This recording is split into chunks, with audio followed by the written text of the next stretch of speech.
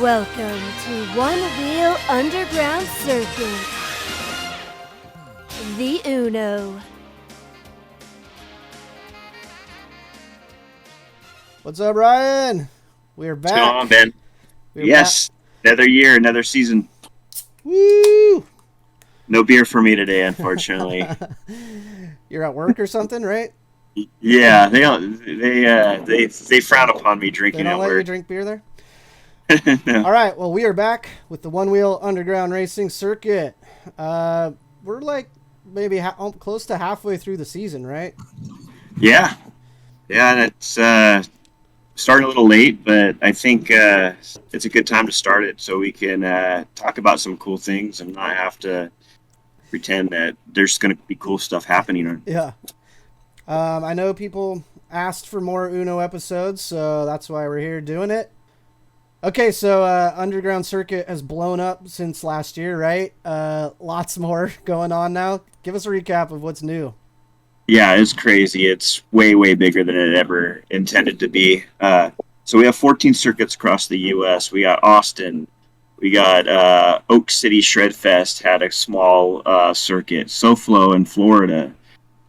We have two now for the circuit on the West Coast. We broke it up into two segments or circuits, each with 10 tracks. We have Float Tucky, Mile High in Denver, and the Salty Trails in Utah, which, by the way, is using our new app, so that's pretty exciting. Beast Wheel out in Boston, Glow, Great Lakes, Michigan, and we have a few more in the works that aren't official yet, but they should be dropping soon. Bentonville is going to be doing one. We got one in Hawaii with the Hawaiians out there. Nice. And one up in Oregon. So maybe a couple others popping up, but I think those are going to be solid. So yeah, now if you're traveling to a different state, there's chances there's a circuit there, so check it out. So, and basically go to the website, right? Like the website is the place to find all the different circuits and see the standings. We should talk about the standings real quick. So we have somebody helping us out with automating the standings now, instead of like last year where you were adding them all up like every night or whatever. Who was that who's helping us with the standings? Sean Preston out in Colorado. He is helping us with some data scraping off of Strava. Nice. And man, it's a lifesaver because, as you know, it was very time consuming last year and not always super accurate too. Trying to put together standings late at night.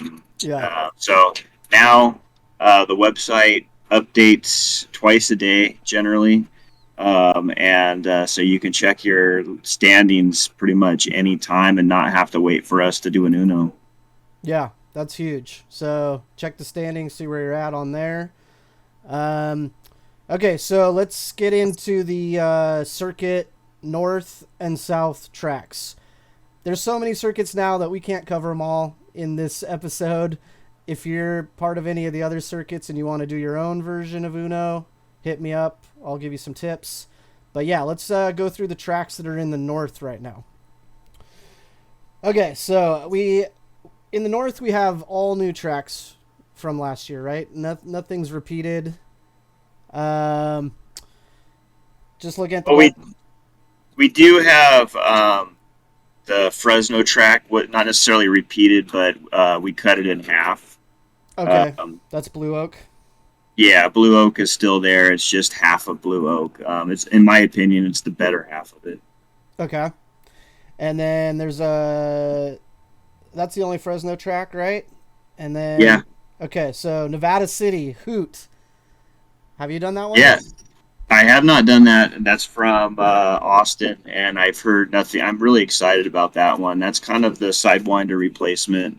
So it's got to be one of the best, and from everybody that I've talked to, it is. So don't miss out on that one. We got San Francisco Float Pack Ecology. Yeah.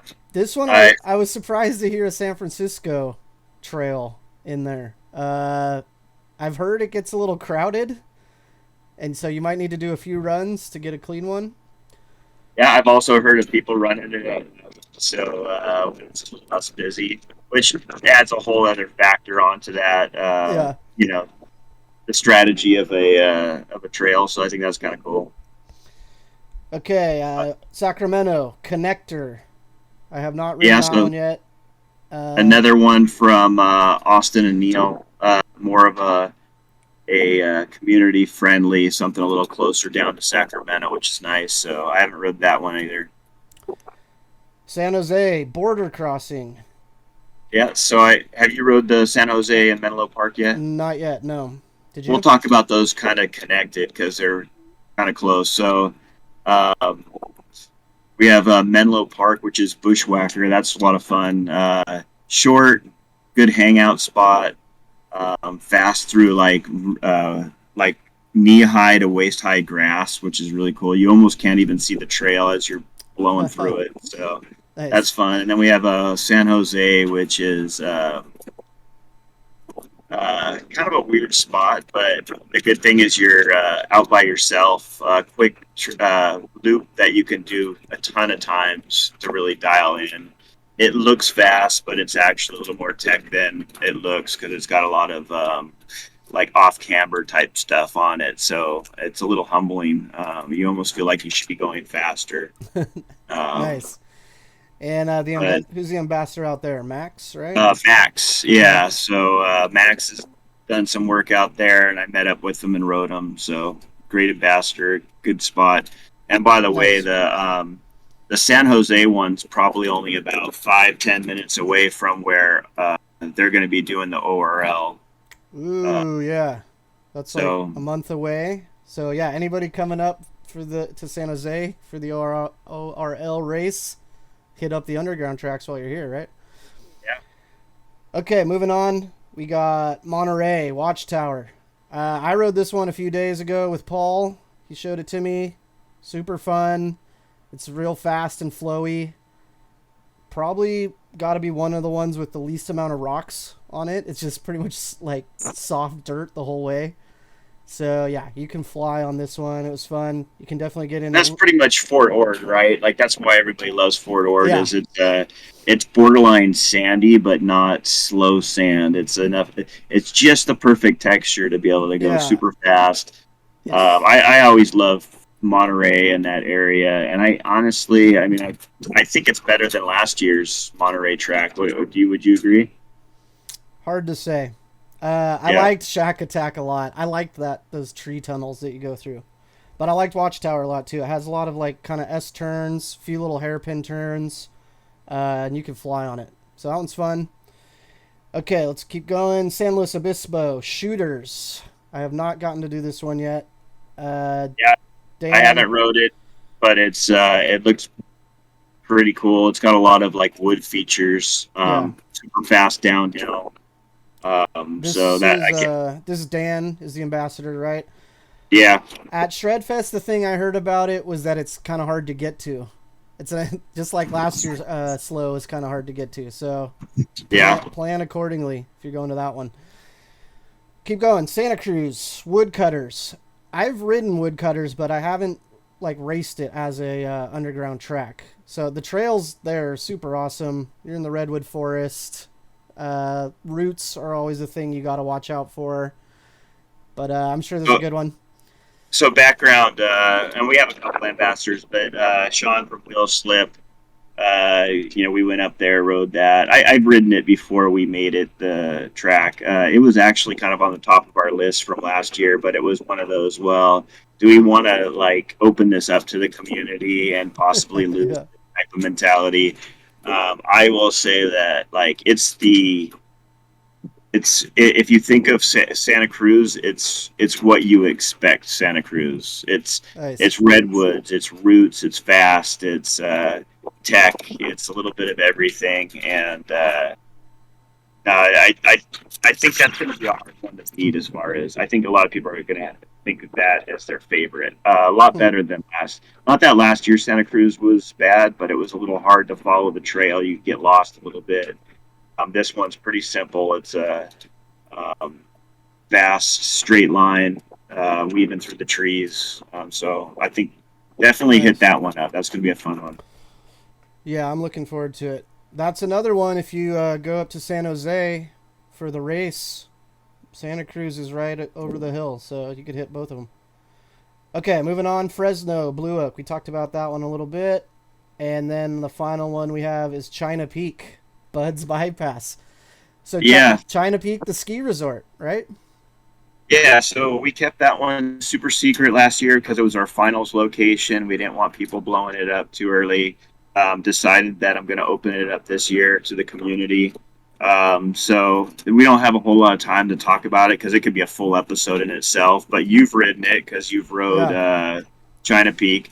It's a section that's a faster section, lift access. It doesn't China Peak doesn't open until the first week of July, though. So actually, limited time to get to that one. Yeah, it's not that you couldn't hit it, but you wouldn't want to climb the mountain to get to it. You'd want lift access to it. The lifts open the first weekend of July. There, obviously have to buy a lift ticket. There's some ins and outs of riding lifts with the Onewheel that we can go into on another day. But so potentially that's the hardest track to access because you have to buy a lift ticket. Yeah, I would say so, and it's kind of out of the way for a lot of people. I mean, especially if you're coming from San Diego or Los Angeles, that's quite a drive. Yeah. But in my mind, it's worth it because it's a day trip. It's one of those like, hey, we're gonna get up there early. It's like going snowboarding, right? Like, yeah, you're gonna grab all your gear. You're gonna get up there early. You're gonna ride it all day until your legs fall off, and it's not really like you're even going there for the underground. You're going there just to have an awesome day on the lifts. And, yeah. Well, and maybe you do a 2-day trip. You hit Fresno, Blue Oak also the next day or something. Or you could camp up there or stay in a motel and enjoy it a second day. The good thing is it's always nice up there. It's high altitude, so the temps don't get generally much hotter than 80 degrees. Mid 80s. So yeah, it's a lot of fun. I've been riding China Peak for a couple of years, and it's been my quiet. We did not want people up there because we didn't want to get locked out. Yeah. But it's time to share that with the community. I think people will be blown away at how fun it is to ride Onewheels on lifts. You don't have to worry about your battery. You ride all day. Yeah, it's like snowboarding. Yeah, it was awesome. The China Peak finals last year was great. I mean, that's the first time I've ever ridden a chairlift without a snowboard hooked to my feet. So, yeah. So get up to China Peak if you can. Yeah. Okay, so that was the Circuit North tracks. Now let's take a look at the South tracks. So starting down in San Diego, we got 4 tracks down there. San Diego Highland Valley. I haven't ridden any of the San Diego tracks yet. I got to get down there. But I've seen the videos, seen people talking about them. They look fun. You know anything about the San Diego tracks? We'll need to bring some of the ambassadors on. Maybe we could do a full episode with like all 4 of them. Yeah. San Diego blew up at the last minute. Basically, they're a passionate group down there, to say the least, right? Yeah, they got a good community down there. We had a Snake Trail for a while. That was a given, but basically we kind of blew it up at last minute, and they sound like they're all amazing trails. I mean, I don't think there's anything bad down there, and you're going to have to be fast to compete on those because those guys are tearing those things up daily. Yeah. So. And it's pretty awesome. I've been seeing some like community group rides that they've been doing at the tracks. It's a great idea. Yeah. Like get all your friends together, go ride the trails. If you're all there at the same time, you're kind of racing against each other because you can like compare times in real time. So San Diego, we got Highland Valley, 4 Crossings, Steel Bridge, and Snake Trail. At Shredfest, I got to meet Bradford, who's one of the ambassadors down there, and they have a few other ambassadors as well. So San Diego's a good spot. I don't know if you go, maybe try to do like a 2-day trip, hit all 4 of them. It looks like they're spread out throughout San Diego, which is good. By the way, I mean, it's like LA. There's tons of cities in Los Angeles. They're not all necessarily San Diego, but everything south of Pendleton in our mind is San Diego. They're spread out down there. Well, and just like for planning it out, depending on how many boards you have, you got to give yourself charging time in between tracks. Maybe hit one in the morning, then charge, and hit one in the afternoon, charge, hit one in the evening. But yeah, 4 tracks in San Diego. Okay, let's move up to LA, where we also have 4 tracks. So up in LA, we got Cerro Negro, the Whoops, which is, I think, the only track except Blue Oak coming back from last year, although we've extended it, so it's longer. Also, with the standings now, we can filter the times.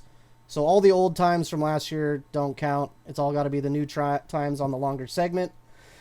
Also, we have Vertigo and Wheel Dead Scoliosis. I've ridden the Whoops and Wheel Dead Scoliosis. Haven't gotten to the other 2 yet. Scoliosis is interesting. It's a steep downhill. So It looks a little sketchy, to be honest. Some of those turns where you're on the like side of a cliff. Yeah. Well, and it's a steep downhill, which means getting up to it is a steep uphill. So there are a couple parts you're probably going to have to hike, depending on how light you are. But then coming down is fun, and it's crazy because it's steep downhill into hairpin turns. So you could get a lot of speed, but at the bottom you better control it because it's a hairpin turn. And there's a few little technical spots, some kind of little steep like rock drop type things, but it was fun. And yeah. So what you're saying is you could actually be wheel dead if you don't watch what you're doing. Yeah. Well, so yeah, hit up Knock. He's the ambassador there. He has Wheel Dead is his his clothing brand, so hit him up. And he actually lives pretty close to where it is, so you could charge at his house if you needed to. But even sketchier than Scoliosis, I think, is Vertigo. And I haven't ridden it yet, but I've just heard the stories. It's apparently on a really steep cliff. When we were discussing if we should have it or not, Floaty straight up said, Vertigo is dangerous. So, and I know that says a lot from him, right? And I know at least a few people have lost their board down the hill, and it seems like if your board goes down the hill, you climb down and get it, and then you hike out of the ravine. You're not coming back up the hill. So keep that in mind. Hopefully you don't get vertigo when you're on vertigo, and hopefully you don't lose your board down the cliff.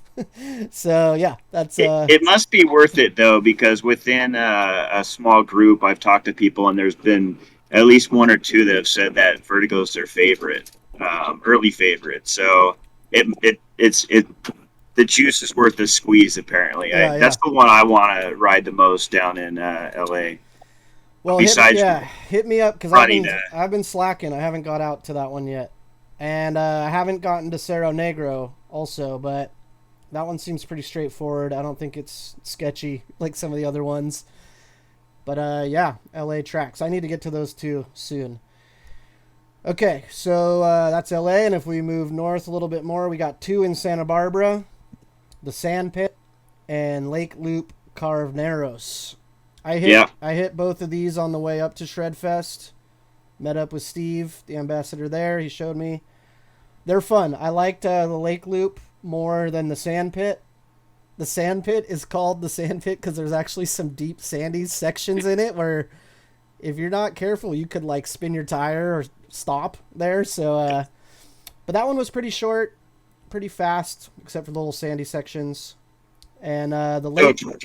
So can you glide through them? Like I always love spots where you can get fast and then almost surf through the sand and like let it like plow through.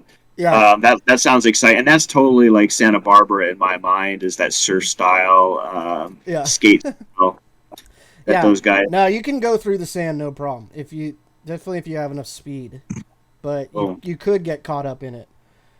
Lake Loop Carneros was fun, fast, pretty flowy, kind of that hard pack, like not sand rock, but just kind of hard packed dirt, some ruts and potholes, but nothing too bad. And yeah, that was fun. A quick backstory on Santa Barbara. I really wanted them last year, just because I think it's a good mediation point in the state. And I have friends there, and I love the scene there. I met all those guys when I rode the state. and it's one of my favorite scenes because they got a cool group of people out there. And so, by the way, if you go up there, meet up with the guys. They love to drink beer and hang out and party and have fun. So that's, to me, half of it. It's just like San Diego. Half the fun of San Diego is the people, not necessarily all of the trails. Same with Santa Barbara. Yeah, hit up Steve if you go. We hit the Carved Narrows track and then went and got tacos and beer after that. All right, so those are the 20 tracks we have in California, double the amount of last year.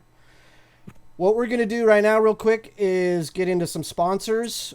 Should mention that we are opening up track sponsorships again. So either hit me up, or you could message the Underground Race Instagram. They'll relay it to me. But basically, all the money we collect from these sponsors is going to go into the prize pool and any money needed for the finals. And then you get some shout outs on the Uno. You get your website or your logo on the website. You get some social media posts, all that kind of marketing jazz. Okay, so first one, Flux Movement sponsoring the Whoops in Los Angeles. Second one, Santa Cruz Wheel Slip sponsoring Woodcutters in Santa Cruz. We also got Pro Ride sponsoring Watchtower in Monterey. And we got Float Life sponsoring Connector in Sacramento. And the final one for now is we got Wheel Dead sponsoring Scoliosis in Los Angeles. So if you want to join the sponsorship team, hit us up and we'll get you in there.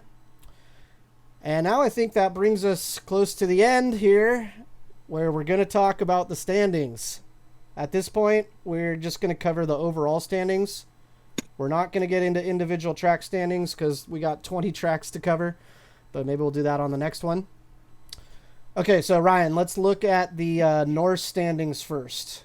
All right, coming up to the North. Let's see here.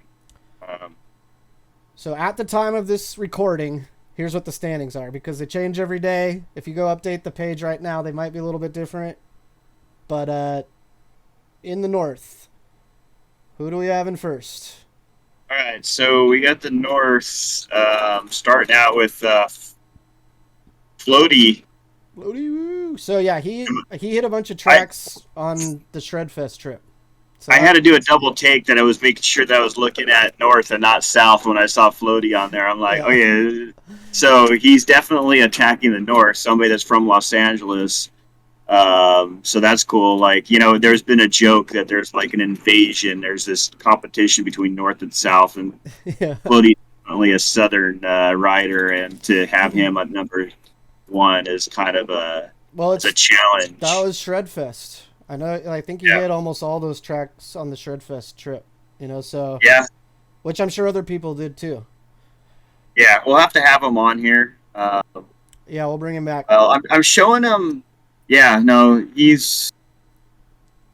Okay, now, since we're looking at the standings, you want to give a breakdown? So, he's first. He's got 30 points. He's ridden 6 segments. I guess this is an average speed, right?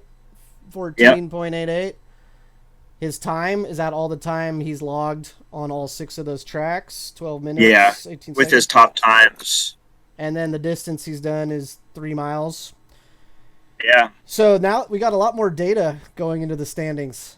Shout out again to the guy helping us with this. But yeah, so that's kind of his stats for the North. Moving down the list. What Strava racing is all about, right? We're just collecting a lot of data, and we can break down that data how we want later. Yeah. And we're just touching the surface of what's possible in this GPS-based racing, because it's about to blow up, and we're going to get even more ability to control data and more ways to play games probably next season. So, but I'll break it down. Let me go past Floaty. We got Jafari, who's one of the Hawaiians who was in the finals last year. Cool, and I like the Hawaiians. They're all good people.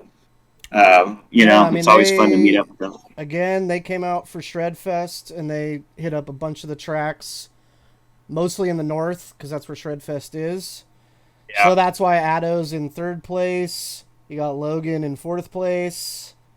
And Will's then in 8th place. So yeah, Hawaiian invasion on the mainland again.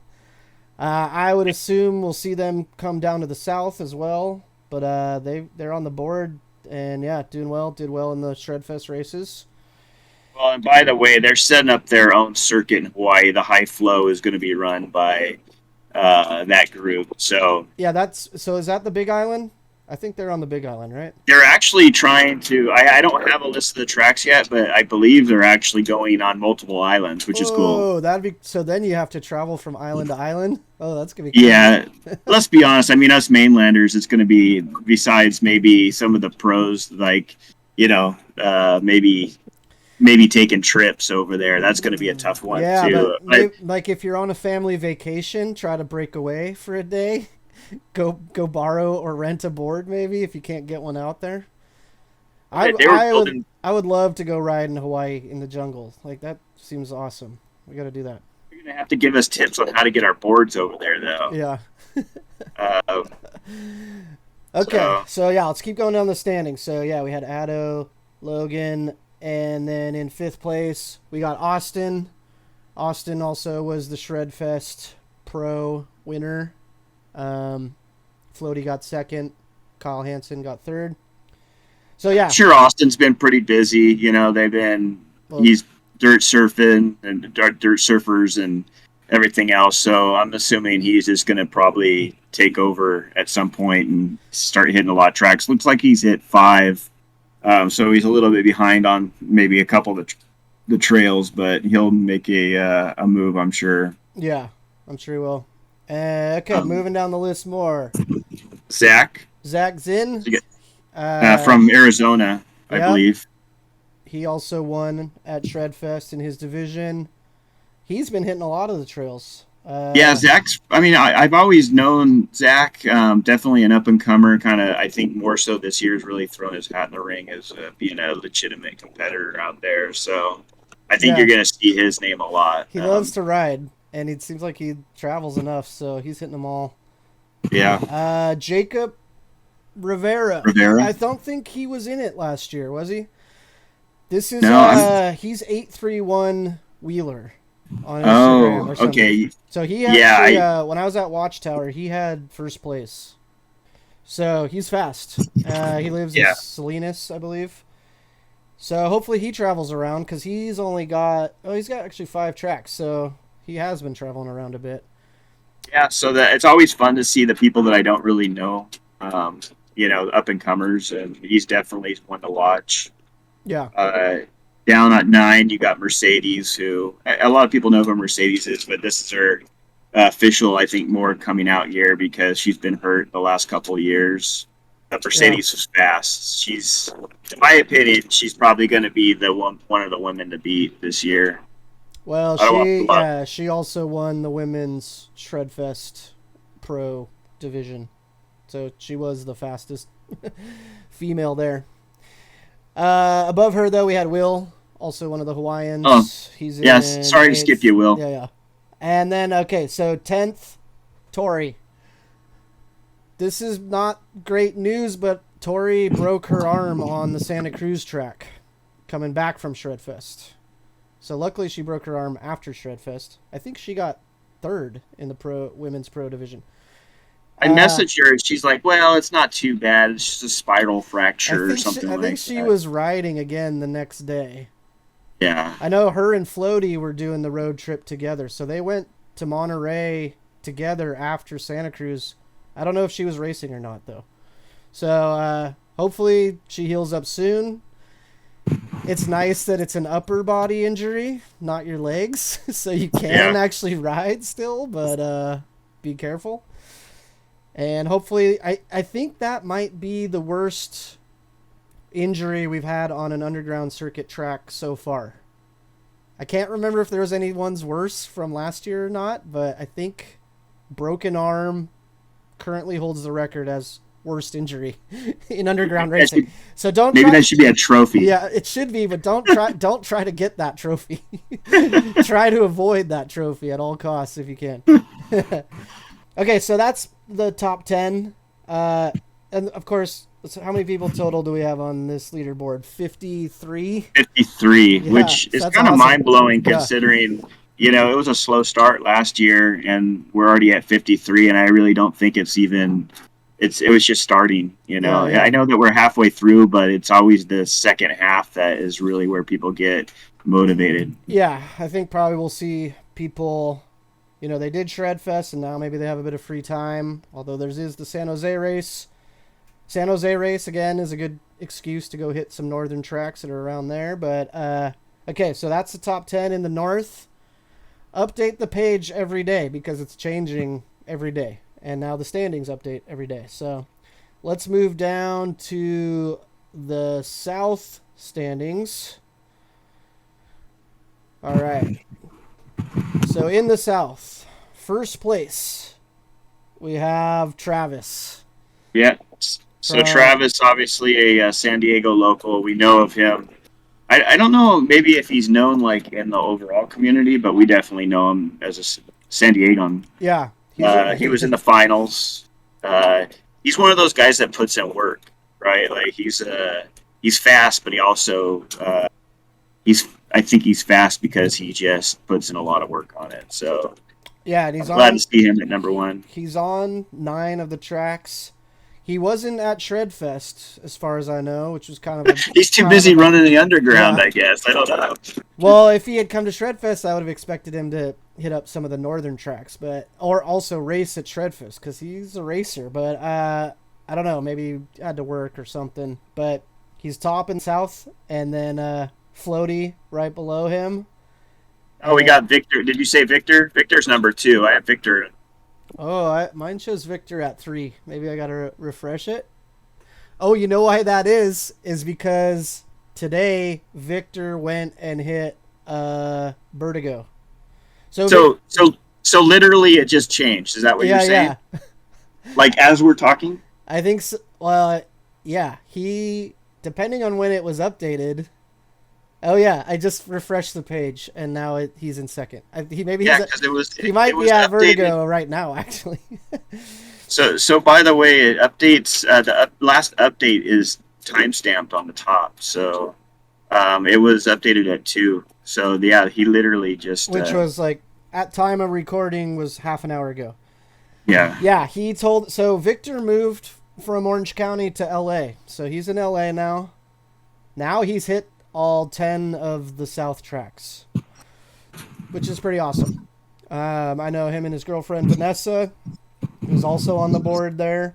They've been traveling. They went down to San Diego, hit all the San Diego tracks, went up to Santa Barbara, hit all the Santa Barbara tracks. So they've hit all 10 in the south, and he's the first person to do that, I believe. So yeah, shout out Victor. Nice work. Yeah, and he's fast. Oh, does that mean he gets a trophy, I think, you got that trophy last year. Yeah. At them all. Oh, Victor gets it this year, I guess. Unless unless you have to hit all 20, north and south. I think that's kind of crazy. I don't know about that. I don't think hard. that. Yeah, we'll do one trophy for the south, one for the north, maybe. But yeah. At this point, Victor wins it. And it looks like Vanessa has 7. I thought she was going to all the tracks with him, but maybe they split up, like she didn't go on a few of the trips or something. Anyway, yeah, shout out Victor. He's ahead of Floaty now. We got Zach in 4th. Ricky from San Diego was in 5th. He's on 4 tracks, so I'm assuming those are just the 4 San Diego tracks, so he needs to come up here. We got AJ from Wheel Fun Stuff in San Diego. He's in 6th. Neil, another San Diego guy, in 7th. We got Knock, my buddy. He's in 8th. He's on 4 of the tracks, so I think he's only done the 4 LA tracks so far. He's fast, though. And let's see. 9th, Bradford, San Diego ambassador. Helped get the San Diego track set up. And 10th again, Tori. So Tori's in 10th on both north and south. And by the way, I mean we're not splitting up women's and men's, but there will be, the women aren't necessarily competing against the men, and there will be some separation at some point. Yeah, well, definitely for the finals, right? Yeah. Yeah. I want the women to understand that even though we haven't really been focusing on breaking up into a bunch of different divisions, we will have a women's division. So just trying to keep it simple. One, it's a lot of work to manage so many circuits, and I like the idea of looking at one leaderboard. I mean, we all know who the women and the men and who's who, so you could break it down in your head. It doesn't need to be a separate leaderboard, in my opinion. No, this is good. And same thing with the Groms, like trying to separate out the Groms. A lot of the Groms are faster than the adults, so Yeah. put them all together for now. Okay, so that is the top 10 in the South. How many people do we have on this leaderboard? We have 65 people in that, That's which awesome. is pretty big. So, yeah. I mean, I know that there's some duplicate names, but, that's over 100 different spots for two different circuits, which, I mean, I remember thinking when we first hit 100 last year, I couldn't believe it. I didn't realize that many people would be involved. Yeah. So it's cool. Yeah, it's awesome. I think most of the people in the South are San Diego people because they've been organizing these group rides where they go hit the tracks, which is a great idea. So yeah, but it's cool that I do see some northern names up there, like Steve's on there. There's a bunch of the Santa Barbara guys must have gone down and hit some of those trails, I guess. So yeah, it's interesting. Yeah, I mean, you can definitely do a day trip, and like you said, it's like snowboarding. Like, get up early in the morning, drive to the slopes / trails, hit them, drive home in the evening. If you can stay a night, then you can even hit more trails the next day and come back. But yeah, pretty awesome. That's what I love about the Strava racing is that I work odd shifts, and sometimes these events like Shredfest just don't line up with my life, a busy lifestyle. But I can, any day that I have a day off, it's like, instead of going to snowboarding, I'm just grabbing my gear, throwing it in my car, get up early when it's still dark, get to the trail, ride it all day, meet up with some friends, drink some beer, and drive home. And that's what this does, is it opens that up to where I can race and I can find great trails. Yeah, totally.